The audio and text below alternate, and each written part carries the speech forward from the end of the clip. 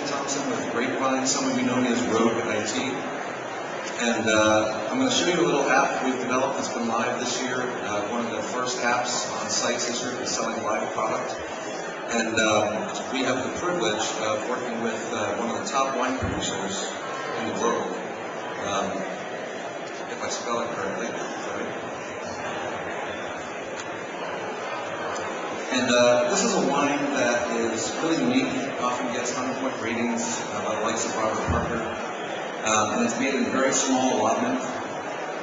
And so the question is, if you've got 2,000 cases of this wine, and about 12,000 people that want to buy it every year, how do you apply tools, methodologies, latest technology to create and identify who your best customers are, who you can offer this wine to? It's a $300 bottle of wine. So not everybody's going to buy it, particularly in this economy. So you really have to have the best tools and capabilities available.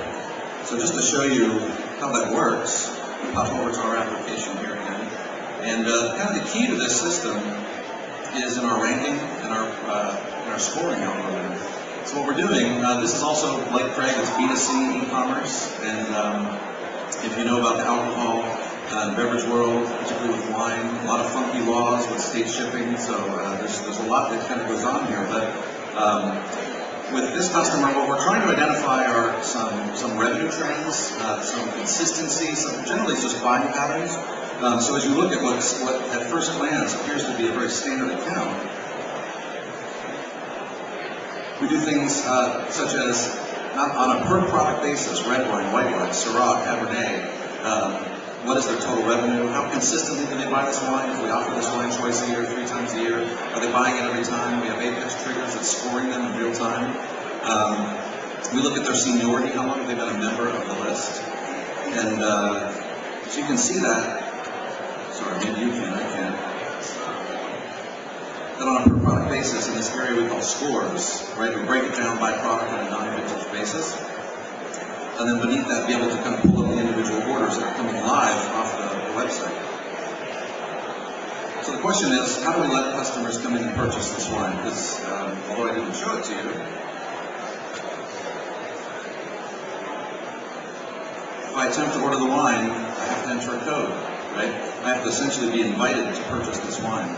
And so what you're going to see next is the process by which we use Force.com and GreatVines to determine what that set of customers are. So we come over to what we call a wine offering, essentially a marketing program, if you will. Here's something we have called our Fall Red Wine Sale. And what we're attempting to do is take individual products, again, they might be different styles of wine, we could be importing wine from different regions of the world, and we're breaking them into customer groups. I want to take my very best, maybe 50, 60 customers and offer them 12 bottles. I want to take the next group, possibly offer them 6, the next group offer them 3. We have to limit the quantity, obviously, because we might only have 1,500 or 2,000 cases of wine. So I click the Add Offering Wine button. And again, this is all 100% Force.com, Apex, and Visualforce. So you see what I'm doing is choosing the wine that I want to make for sale. We use this fictional winery called Cloud Cellars, Rutherford Cab, so we call it the Cloud Cab. And we're going to allocate, call it 6,000 bottles, in quantities of only 3 and 6.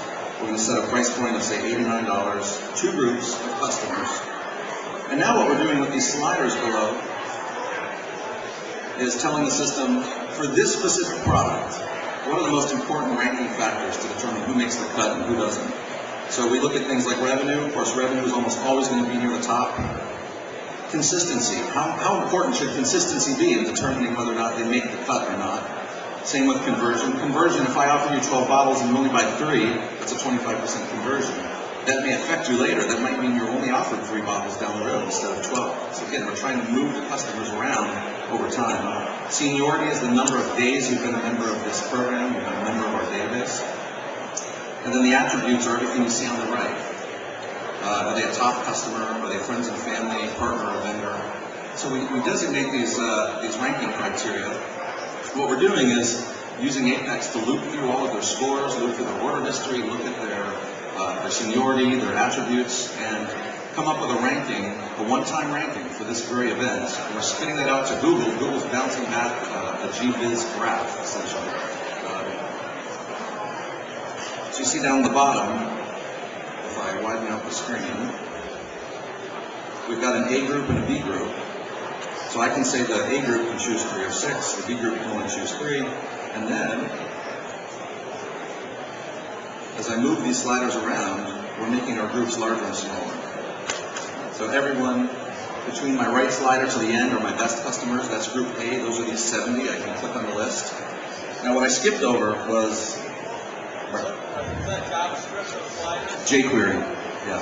For those tech programmers in the room, that's all jQuery, what you're seeing. I pulled up the list of customers as well as all the factors that went into their ranking. The part I skipped over, of course, we had Mark Benioff in here sort of as a joke. He's never purchased any wine. He doesn't have much seniority in the system. So how do you get him up in the rankings? So there's lots of ways we can do that. If he's flagged as a VIP or if he's flagged as a vendor, we can crank up the vendor influence or the vendor attribute. Or we can just simply come into the managed list part of this and just search for him by name and slot in an allocation.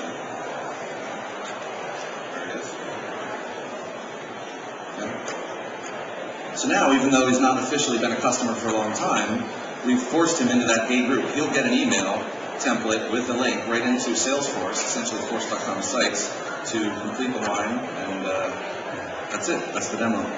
Thank you very much.